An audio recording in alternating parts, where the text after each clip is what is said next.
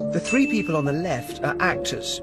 They've been briefed to stand or sit when they hear this.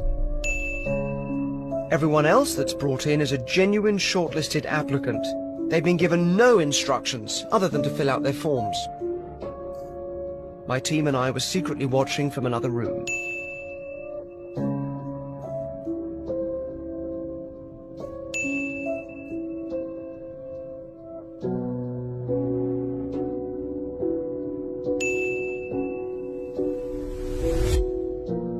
The more socially compliant a person is, the more they're likely to look to others for signs of how to behave. This is going to be your spot. And the more people, the greater the pressure to join in. In this case, whether to stand or sit.